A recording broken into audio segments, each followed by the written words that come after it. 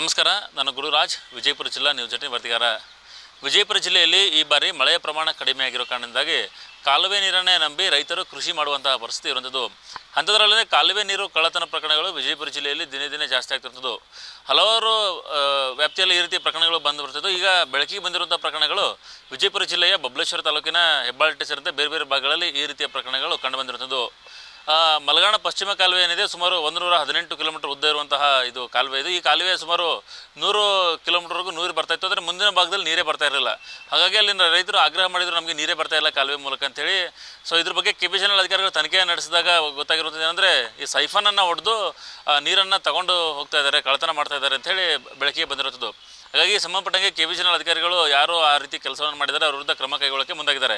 ಇದು ಒಂದು ಭಾಗ ಕಾನೂನಿನ ಭಾಗ. ಆದರೆ ಇನ್ನು ಈ ರೀತಿ ಕಾಲುವೆಯಿಂದ ನೀರು ತಗೊಳ್ಳೋದ್ರಿಂದಾಗಿ ಮುಂದಿನ ರೈತರಿಗೆ ಸಹಜವಾಗಿ ಸಮಸ್ಯೆ ಆಗ್ತಾ ಇರುವಂಥದ್ದು. ಹಾಗಾಗಿ ಯಾರು ಕೊನೆ ಹಂತದಲ್ಲಿ ಇರ್ತಾರೆ, ಟೇಲ್ ಎಂಡ್ವರೆಗೂ ಇರ್ತಾರೆ, ಅವ್ರಿಗೆ ನೀರೇ ಬರ್ತಾ ಇಲ್ಲ. ಇದು ಕೇವಲ ಆ ಭಾಗ ಮಾತ್ರ ಅಲ್ಲ, ಬಹುತೇಕ ವಿಜಯಪುರ ಜಿಲ್ಲೆಯ ಕಾಲುವೆಗಳೇನಿವೆ ಅಲ್ಲಿ ಎಲ್ಲ ರೀತಿ ಈ ರೀತಿ ಸಮಸ್ಯೆಗಳಾಗ್ತಿರುವಂಥದ್ದು.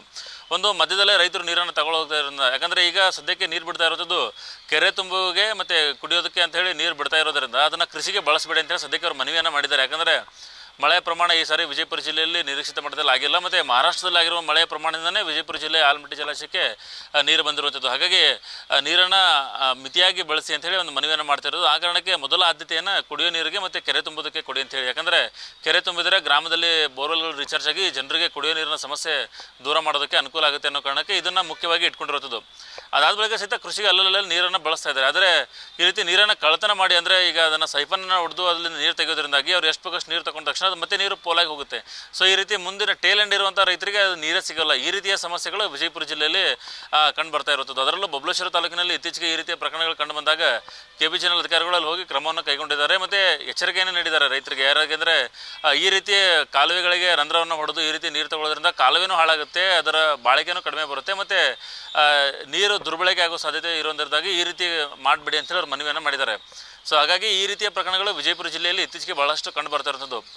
ಒಂದು ಕಡೆ ರೈತರು ಬೋರ್ವೆಲ್ ಮೂಲಕ ಬೋರ್ವೆಲನ್ನು ಇಳಿಸಿ ಕಾಲುವೆಯಿಂದ ನೀರನ್ನು ಎತ್ತೋ ದೃಶ್ಯಗಳು ಬೇರೆ ಬೇರೆ ಕಡೆ ಕಾಣಬರ್ತಾ ಇವೆ. ಆದರೆ ಈ ರೀತಿ ಕಾಲುವೆ ಕೆಳಗಡೆನೇ ಈ ರೀತಿ ಅದನ್ನು ಹೋಲನ್ನು ಹಾಕಿ ಸೈಫನನ್ನು ಮಾಡಿ ಅಲ್ಲಿಂದ ನೀರು ತೆಗೆಯುವಂಥದ್ದು ಒಂದು ರೀತಿಯಿಂದ ಅಧಿಕಾರಿಗಳ ಆಕರ್ಷಕ ಸಹಿತ ಕಾರಣವಾಗಿರುತ್ತೆ. ಯಾಕಂದರೆ ಕೋಟ್ಯಾಂತರ ರೂಪಾಯಿ ಖರ್ಚು ಮಾಡಿ ಕಾಲುವೆಗಳನ್ನು ಕಟ್ಟಿರ್ತೇವೆ, ಅದನ್ನು ಈ ರೀತಿ ಹೊಡೆದ್ರೆ ಹೇಗೆ ಅಂತೇಳಿ ಅವರು ಪ್ರಶ್ನೆಯನ್ನು ಮಾಡ್ತಾ ಇದ್ದಾರೆ. ಯಾಕಂದರೆ ಕಾಲುವೆಗಳೇನಿದೆ ಅದು ಸರ್ಕಾರದ ಆಸ್ತಿ ಇರುತ್ತದೆ, ಸಾರ್ವಜನಿಕರಿಗೆ ನೀರು ಅನುಕೂಲ ಆಗಲಿ, ಕೃಷಿಗೆ ಅನುಕೂಲ ಆಗಲಿ, ಈ ಎಲ್ಲ ಕಾರಣಗಳಿಂದ ಮಾಡಿರುವಂಥದ್ದು. ಆದರೆ ಈ ರೀತಿ ತಮ್ಮ ಹೊಲದ ಹತ್ರ ಬಂದಾಗ ಅದನ್ನು ಹೊಡೆದು ನೀರು ತೊಗೊಂಡ್ಬಿಟ್ರೆ ಮತ್ತು ಮುಂದಿನ ಹೊಲದವ್ರು ಏನು ಮಾಡಬೇಕು ಅಂತೇಳಿ. ಹಾಗಾಗಿ ಅದನ್ನು ಮುಖ್ಯ ಉದ್ದೇಶ ಇರುವಂಥದ್ದು ಕೆರೆ ತುಂಬೋದಕ್ಕೆ ಮತ್ತು ಕುಡಿಯೋ ನೀರಿಗೆ ಆದ್ಯತೆ ಇರೋ ಕಾರಣದಿಂದಾಗಿ ಕೃಷಿಯನ್ನೇ ನಂಬಿರುವಂಥವ್ರು ಆಲ್ಟರ್ನೇಟಿವ್ ವ್ಯವಸ್ಥೆಯನ್ನು ಮಾಡ್ಕೋಬೇಕು, ಅಥವಾ ಬೇರೆ ಏನಾದರೂ ವ್ಯವಸ್ಥೆಯನ್ನು ಮಾಡ್ಕೊಳ್ಬಿಟ್ಟು ಈ ರೀತಿಯ ಕೆಲಸಗಳನ್ನು ಮಾಡಬೇಡಿ ಅಂತೇಳಿ ಅವ್ರು ಆಗ್ರಹವನ್ನು ಮಾಡ್ತಾ ಇದ್ದಾರೆ ಮತ್ತು ಸೂಚನೆಯನ್ನು ಸಹಿತ ನೀಡಿದ್ದಾರೆ. ಬಬಲೇಶ್ವರ ತಾಲೂಕಿನಲ್ಲಿ ಈಗಾಗಲೇ ಏನು ಈ ರೀತಿಯ ಪ್ರಕರಣಗಳು ಕಂಡು ಬಂದಿವೆ, ಅವ್ರ ವಿರುದ್ಧ ಕ್ರಮಗೊಳ್ಳಕ್ಕೆ ಮುಂದಾಗಿರುವಂಥದ್ದು. ಇದು ಬೇರೆ ಭಾಗದ ರೈತರಿಗೂ ಸಹಿತ ಒಂದು ಎಚ್ಚರಿಕೆ ಗಂಟೆ ಆಗಿರುವಂಥದ್ದು. ನಿರ್ಭೀತ, ನಿಷ್ಪಕ್ಷಪಾತ, ವಿಶ್ವಾಸಾರ್ಹ ಸುದ್ದಿಗಳಿಗೆ ಮತ್ತೊಂದು ಹೆಸರಾಗಿರುವಂತ ನ್ಯೂಸ್ 18 ಕನ್ನಡ ಈಗ ಆಪ್ನಲ್ಲೂ ಲಭ್ಯವಿದೆ. ದಯವಿಟ್ಟು ಇಲ್ಲಿರುವಂತ QR ಕೋಡ್ ಸ್ಕ್ಯಾನ್ ಮಾಡಿಕೊಂಡು ಆಪ್ ಡೌನ್ಲೋಡ್ ಮಾಡೋದಕ್ಕೆ ಮರಿಬೇಡಿ. ನಿಮ್ಮ ಬೆಂಬಲ ಹೀಗೆ ಸದಾ ನಮ್ಮೊಂದಿಗಿರಲಿ. ಧನ್ಯವಾದ.